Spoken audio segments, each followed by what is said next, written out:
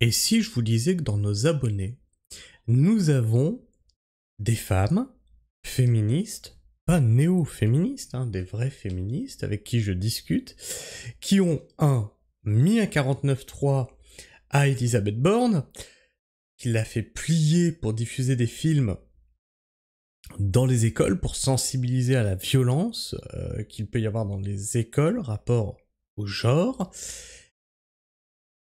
et qu'elle se retrouve à nouveau dans le journal en dénonçant les contenus masculins sur les réseaux.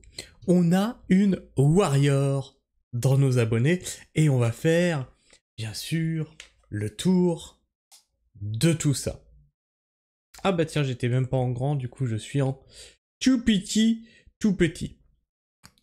Une série très juste, pourquoi des extraits d'adolescents vont pouvoir être diffusés en classe. Alors, on va se regarder... Si, on va peut-être se regarder ça, je suis pas sûr que ça passe, on verra bien, il faudra peut-être que je coupe l'extrait. Tac, le son il est là, le son il est là. Un jeune adolescent. Oh là, pourquoi le son il sort pas au bon endroit? Voilà. A l'air innocent, arrêté de force dans sa chambre pour le meurtre d'une fille, voici comment débute Adolescence, la mini-série Netflix qui cartonne depuis sa sortie mi-mars. Elle raconte le cauchemar des parents de Jamie qui refusent de croire que leur fils de 13 ans ait pu tuer quelqu'un, lui qui n'avait jamais fait preuve de violence par le passé. Derrière ce thriller psychologique, la série se penche sur une jeunesse influencée par des contenus de plus en plus violents sur internet. Un espace où se côtoient discours de haine, pornographie et cyberharcèlement. Une tendance inquiétante qui dépasse la fiction. Ce mercredi, Sky News dévoile une étude soulignant l'exposition des mineurs à des contenus de plus en plus horribles en ligne. Après avoir étudié 1000 jeunes anglais de 14 à 17 ans, le média rapporte que 55% des interrogés ont déjà vu du contenu pornographique ou violent sur les réseaux sociaux. Et ça, on l'a vu dans nos dénonciations des problématiques d'influenceurs qui vont draguer des mineurs. Les mineurs, tu vois qu'elles sont... La plupart du temps, elles disent... Elles sont déjà confrontées à ça. Internet leur a volé leur innocence. D'accord ? La ministre de l'Éducation nationale, Elisabeth Borne, a annoncé dimanche que la série britannique Adolescente va être proposée comme support pédagogique à partir de la 4e. Elle traite notamment des ravages sur les jeunes des contenus masculinistes sur les réseaux. La ministre de l'Éducation nationale, Elisabeth Borne, a annoncé ce dimanche 8 juin que la série britannique Adolescence, qui traite des ravages de... Bon, il répète, là, c'est chiant. Interrogée sur LCI, elle a expliqué que le producteur de la série diffusée sur Netflix nous a ouvert les droits et que le ministère de l'Éducation nationale allait donc proposer 5 séquences pédagogiques aux jeunes à partir de cette série. Et derrière ça, c'est une abonnée qui s'est mobilisée, qui s'est bougé le cul toute seule avec des pancartes, qui a été devant, comment qu'elle m'a dit, c'était devant les permanences de certains députés pour que ça bouge. Vous allez la voir dans le prochain article, hein, puisqu'elle est dans un prochain article, comme elle me dit. Bon, je suis en train de devenir la référence au niveau des problèmes masculinistes sur les dans les journaux. Vous allez voir, c'est rigolo. Ces extraits de la mini-série déjà montrée dans les collèges et lycées britanniques sont très représentatifs de la violence qui peut exister chez des jeunes et pourront être visionnés avec un accompagnement pédagogique à partir de la classe de 4e, a précisé Elisabeth Borne. Et moi je trouve qu'il y a un problème là, il y a un glissement tout de même, c'est que là en fait les parents ne font plus leur taf. Moi, mon gamin a pas eu besoin d'avoir un support pédagogique qui lui soit donné à l'école, parce que je fais le travail à la maison. De lui expliquer que ce qu'il voit à la télé, de lui expliquer que ce qu'il y a dans les jeux vidéo, de lui expliquer ce qu'il y a sur Internet. Ce n'est pas la vie. Ce n'est pas la vraie vie, du réel. Ce n'est pas comme ça qu'on traite une femme, etc., etc. Et quand il a été en capacité d'aller sur Internet, déjà son PC n'était pas accessible comme ça, il y avait un mot de passe, on avait l'historique de tout ce qu'il visitait, de tout ce qu'il consultait, on pouvait interdire certains sites, et s'il avait des questions rapport à n'importe quoi, il n'y avait aucune question taboue. C'est très important, ça. Quand un enfant vous pose une question, c'est qu'il est capable, il est en capacité d'en entendre la réponse. Donc là, je trouve quand même que... Où sont les parents, quoi? Pourquoi les parents sont démissionnaires au point que c'est à l'école d'expliquer que, attention sur les réseaux, ce que vous voyez, c'est pas la vraie vie du réel. Mais alors, celui-là, c'est elle, notre abonné. Celui-là, je l'ai vu passer, j'ai fait wow, encore un titre putaclic. Et elle m'envoie ça, elle m'a dit, t'as vu? C'est encore moi qui suis dans le journal. Ouais, parce que j'ai pas retrouvé l'article, mais il y a l'article qui explique que c'est elle qui a fait plier Borne. C'est pas mal, c'est pas mal. Tu vois, une petite nénette comme ça, toute seule dans son coin, elle fait bouger des choses. Comme quoi, toi, quand tu te dis « Oh, c'est comme ça, qu'est-ce que tu veux y faire ?» Ben non, en fait. Toi, même si t'es tout seul, dans ton coin, avec tes petites mimines, tu peux faire bouger les choses. Contenu masculiniste sur les réseaux sociaux, on risque d'avoir un drame, dénonce cette mère de famille. Un attentat masculiniste a été déjoué à Saint-Étienne et un jeune homme a été mis en examen mardi 1er juillet 2025. Laetitia Curetti, je dois écorcher ton nom, originaire de Vaux-en-Velin et maman d'un adolescent de 13 ans, se mobilise pour dénoncer la misogynie en ligne.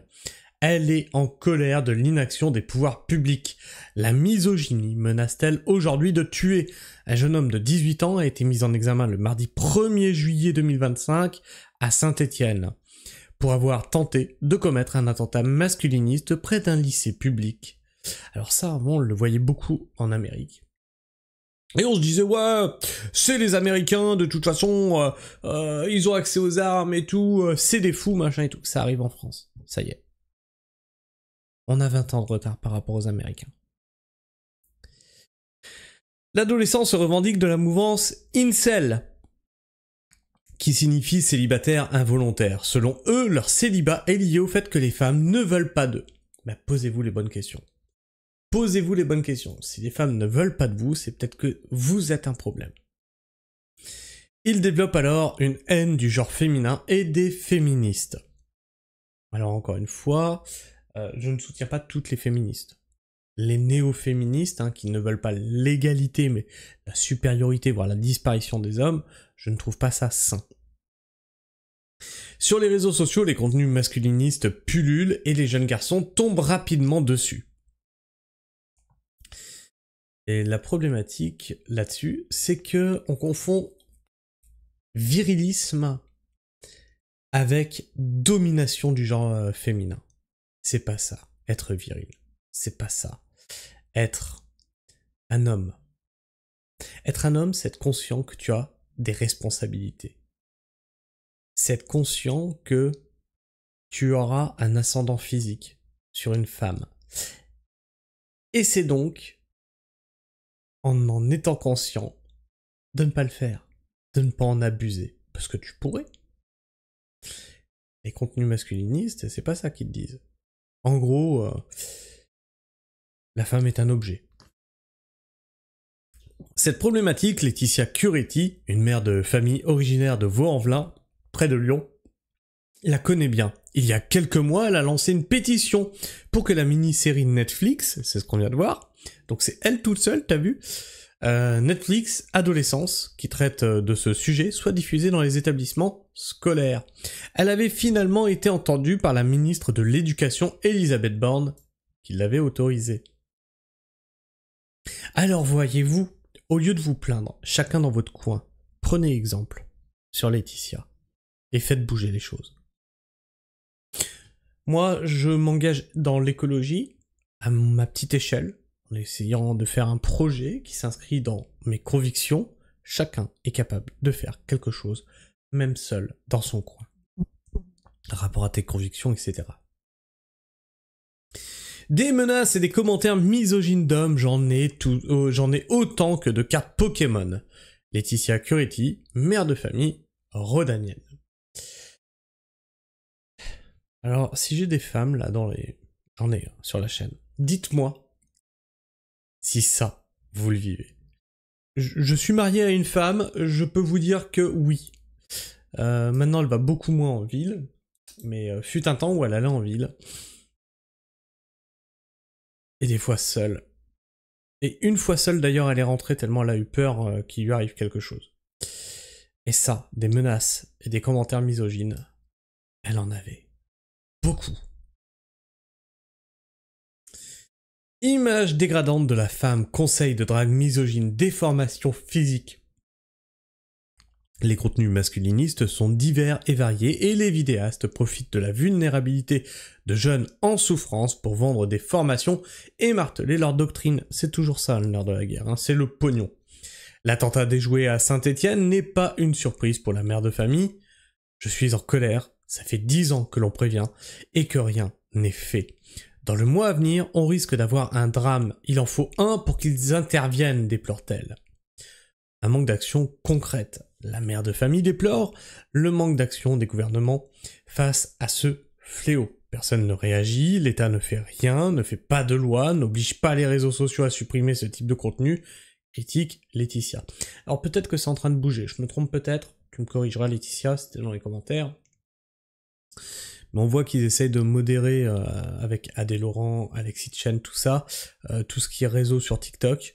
Tout ce qui est violence sur les réseaux, appel au harcèlement, la misogynie, le contenu trop suggestif sexuellement, etc. Est-ce que c'est une avancée? Est-ce que c'est un recul? Je sais pas.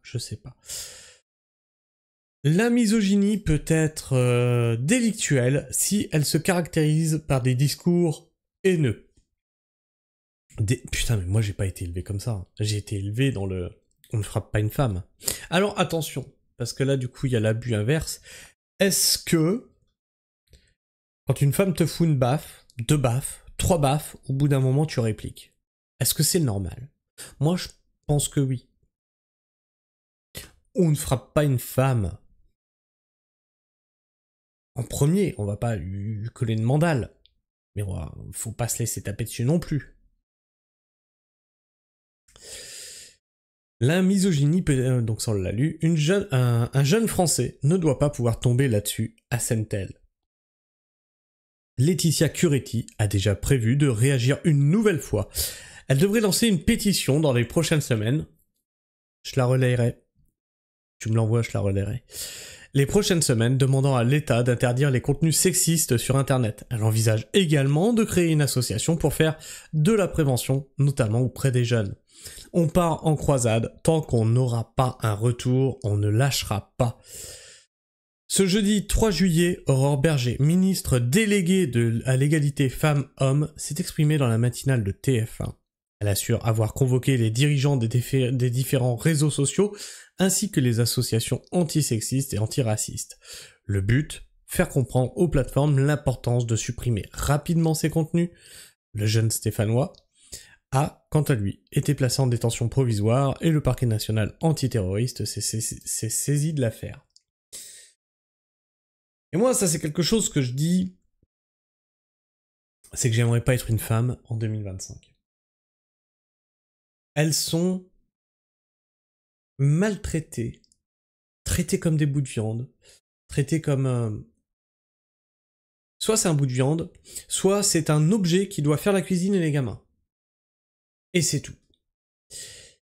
Aucun respect, voire tabassé, mal considéré.